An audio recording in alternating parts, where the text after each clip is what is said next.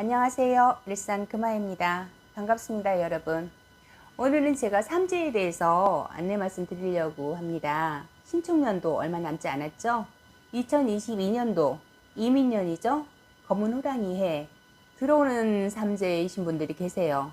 쥐띠이신 분들, 용띠이신 분들, 그리고 원숭이띠이신 분들.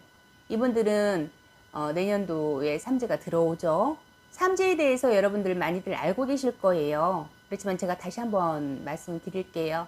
삼재는 9년에 한 번씩 3년 동안 8가지 그런 애군을 가지고 내 운기에 머물러 있는 것을 삼재라고 합니다. 그래서 삼재팔란이라고도 하죠. 크게는 자연에서부터 오는 재해부터 해서 작게는 사람들과 이렇게 투닥투닥 싸우거나 하는 그런 시비구설수까지 정말 다양하게 어떤 그런 기운들이 작용을 하는데요. 그런 안 좋은 기운들이 3년 동안 머물러 있는 거, 그래서 삼재라고 하는 겁니다. 그 예로 든다면 인간 풍파가 있겠죠. 인간 고역이라고도 하고요. 사람들과 이런 시비가 자꾸 생긴다든지, 구설이 자꾸 생긴다든지, 다툼수가 자꾸 들어온다든지, 뭔가 이렇게 사람들이 자꾸 나 뒤통수를 치는 그런 배신수, 또 이별수, 이혼수, 사별이라든지 상문수, 이런 것들이 인간관계에서 들어올 수도 있어요. 그리고 건강수가 또 있죠. 나에게 안 좋은 병이 들어오게 되고 그로 인해서 경제적으로 힘들어지겠죠. 가족도 고생을 하게 되고요. 그런 애군이 들어올 수 있고요. 또 사고수가 있습니다. 교통사고가 될 수도 있고 좀 작게 보면은 낙성사고도 될 수가 있고요.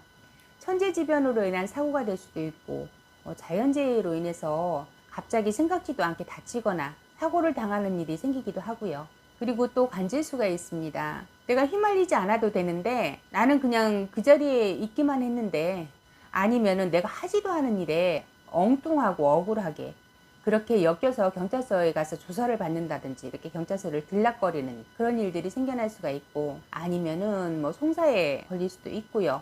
재판을 받거나 심하면 구속이 되기도 하고 억울하게 피해갈 수도 있는데 못 피해가는 그런 상황들이 생길 수가 있어요. 이런 일들이 계속 생기다 보면 계획에도 없던 그런 금전들이 나가게 되고요. 그래서 그것이 이제 금전 풍파로 오게 되는 거죠. 그리고 또 진행이 멈추는 그런 삼재도 있어요.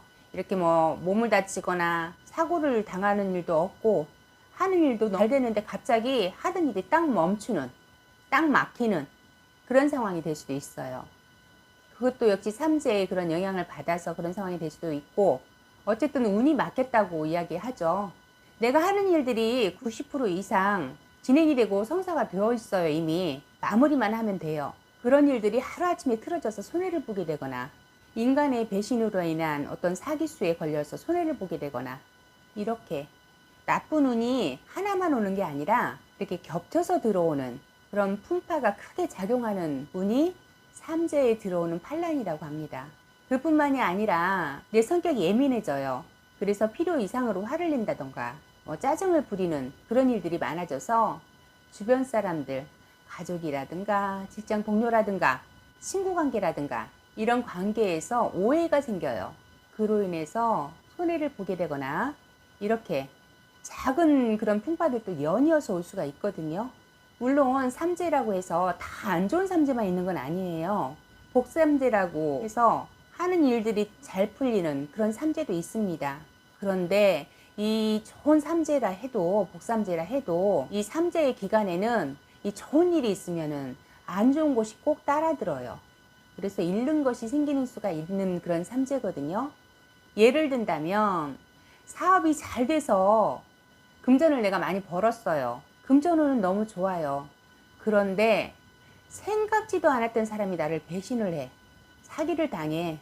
그래서 이렇게 피해를 보고 손해를 보는 경우가 있어요. 그런 상황들이 생길 수가 있어요. 복삼재에도. 물론 삼재가 아니라도 그럴 수 있죠. 꼭 삼재라 해서만이 그런 건 아니에요, 여러분. 그런데 삼재에 그런 일들이 생기는 그런 분들이 계세요.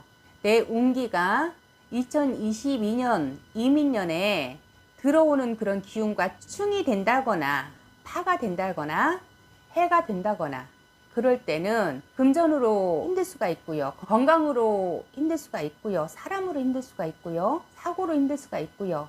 잘 되던 일이 갑자기 탁 막히게 되는 상황들이 생길 수가 있다라는 거예요. 그래서 삼재풀이를 한다든가 현수막이를 한다든가 액막이죠. 그런 것들을 하게 되는 거거든요.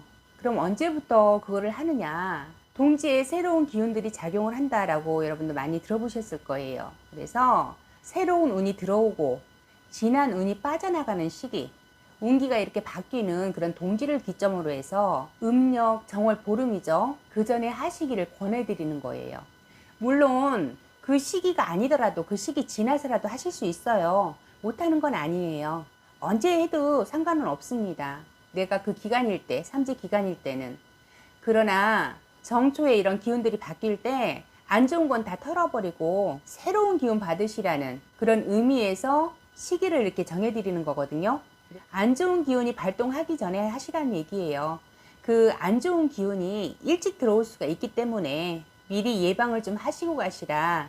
그래서 그 운기가 바뀌는 동지부터 해서 정월 보름 전까지 이렇게 좀 기간을 정해서 행사들을 많이 하시는 거거든요. 예를 든다면 여러분 독감 예방접종과 비슷하다고 보시면 돼요. 이해하기 쉽게 말씀드리면 독감 예방접종을 미리 하시게 되면은 그 겨울 해에 들어오는 그런 독감을 조금 피해 가거나 아니면 가볍게 앓고 갈 수가 있잖아요.